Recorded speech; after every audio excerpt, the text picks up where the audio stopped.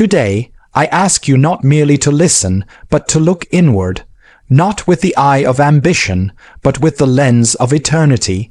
For it is not our circumstances, but our thoughts, that often make us poor or rich, hopeful or hopeless, broken or whole. Here are 6 powerful mindset shifts, not just practical, but eternal, that if embraced, may well change your life forever. The desire to control our lives is deeply rooted in our human nature. Alone who we are make plans, remembered with shame, set goals, bystanders, and strive to manage outcomes, as if we are the authors of time itself. But in doing so, we often find ourselves overwhelmed, anxious, and disillusioned when life does not bend to our will.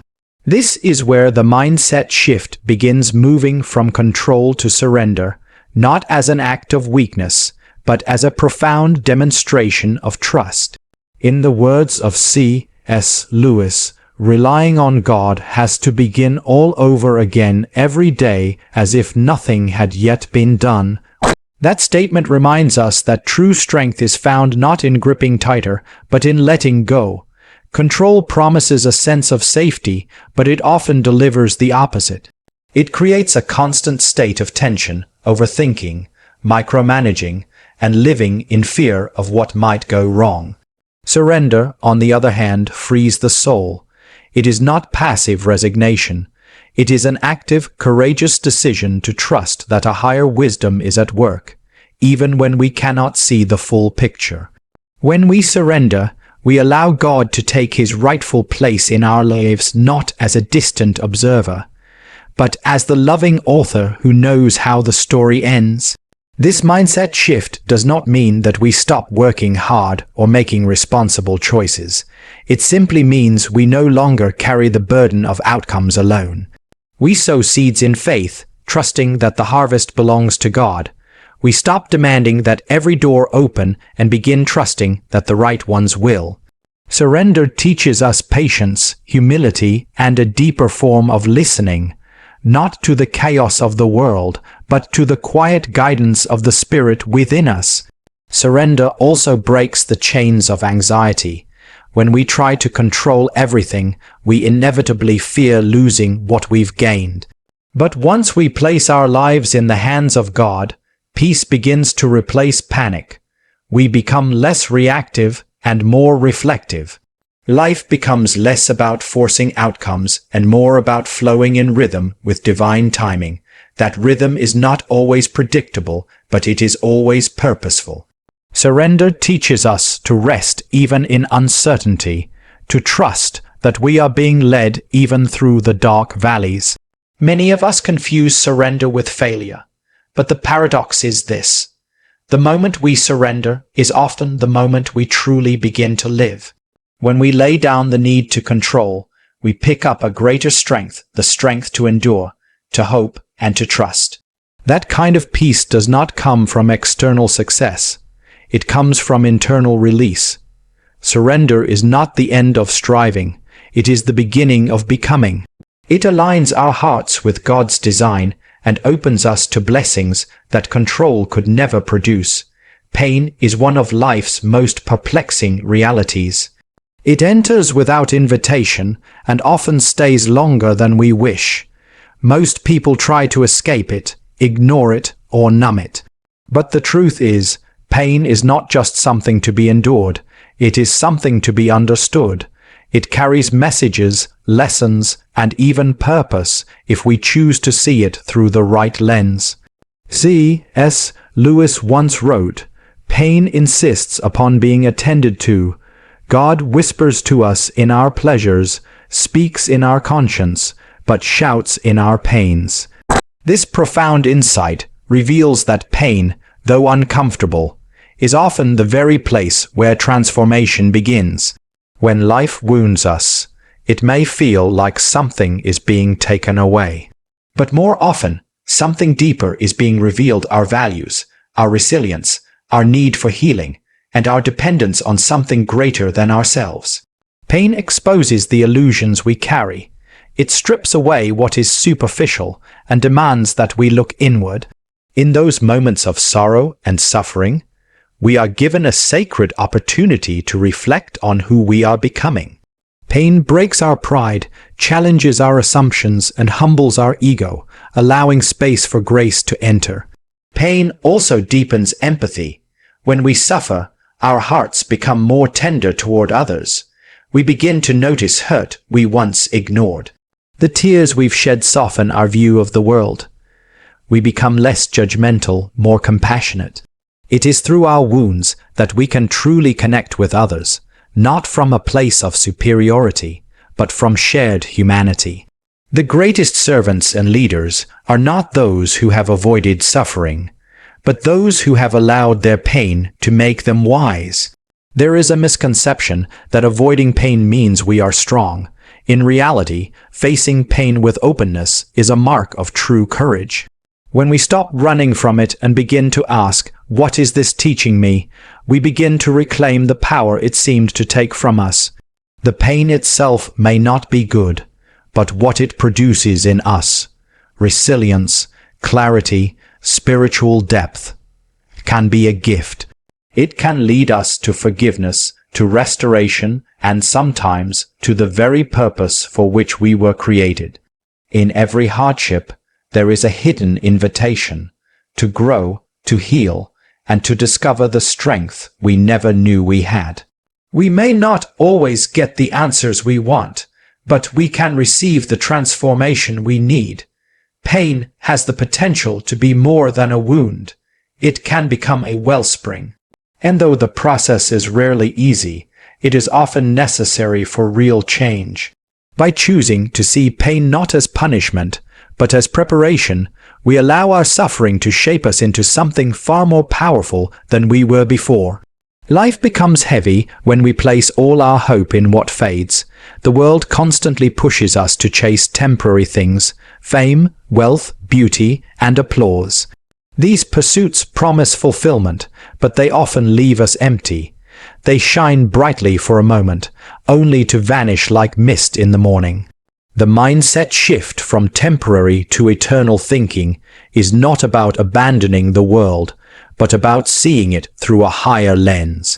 When we live only for what can be seen and touched, we live small. But when we lift our eyes to the eternal, we begin to live with true perspective and lasting peace.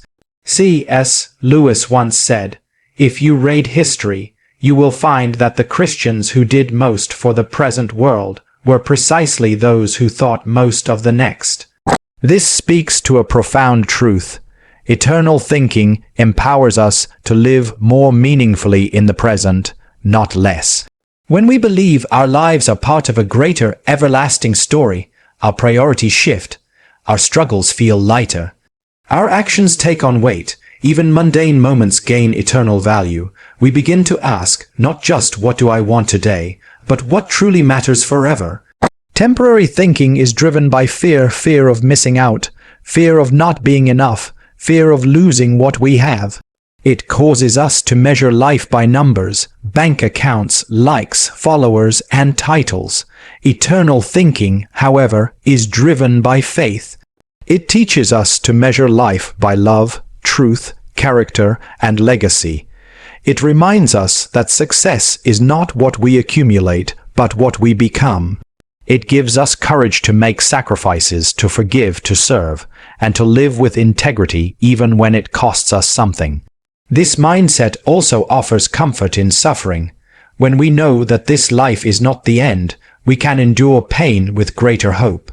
Our trials are not meaningless. They are temporary shadows in light of eternal glory. We stop asking why life is hard and start asking how this moment fits into the larger story God is writing. This doesn't mean we deny grief or loss. It means we refuse to let them define the whole narrative.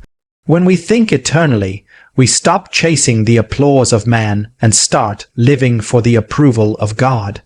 We stop being ruled by trends and start being guided by truth. We are no longer shaken by every change in fortune or opinion because our foundation is anchored in something unchanging. Eternity gives us perspective.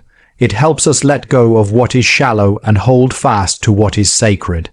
Living with an eternal mindset doesn't remove us from the present, it transforms how we engage with it. We start living not just for comfort, but for purpose, not just for now, but for what lasts beyond now.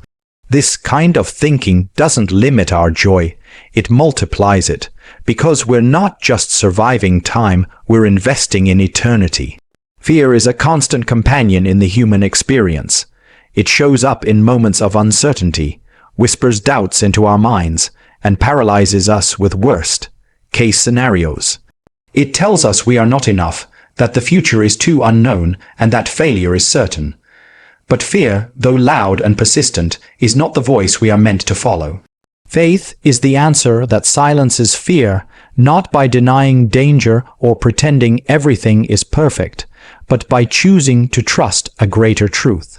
The shift from fear to faith is not a one-time decision. It is a daily practice, a constant returning to the truth that we are not alone and that we are being guided by a hand far wiser than our own. C.S. Lewis once wrote, "Courage is not simply one of the virtues, but the form of every virtue at the testing point. That testing point is often where fear lies." Courage does not mean the absence of fear. It means acting in spite of it, and this courage is rooted in faith. Faith believes that even when we cannot see the full picture, the artist behind it is still painting with purpose. It means trusting that God's plan is unfolding, even when it looks like nothing is happening. Faith steadies the heart while fear tries to shake it. Fear is exhausting. It demands constant attention and drains hope. It thrives on what-ifs and keeps us stuck in cycles of hesitation. It builds imaginary walls that stop us from stepping into the very things we were created for. But when we begin to walk by faith, those walls begin to fall. We learn that we don't need to have all the answers to move forward. We just need to take the next right step, believing that light will meet us along the way. Faith doesn't always give us the full map, but it gives us the strength to keep walking. This shift also changes how we view challenges. Fear tells us to avoid anything difficult. Faith sees challenges as opportunities to grow, to trust more deeply, and to discover strength we didn't know we had. Faith reminds us that our stories are not over, even in our darkest chapters. What feels like an ending may just be a beginning. Faith dares us to hope again when fear tells us to give up. Choosing faith does not mean you will never feel fear again, but it does mean fear no longer gets to drive your decisions. Faith allows us to rise above our circumstances instead of being crushed by them. It teaches us to lean into God's promises, to rest in His presence, and to believe that something beautiful is being shaped in us, even in the struggle. The world may shake, but those who walk by faith remain grounded, not because life is easy, but because their trust is rooted in something unshakable.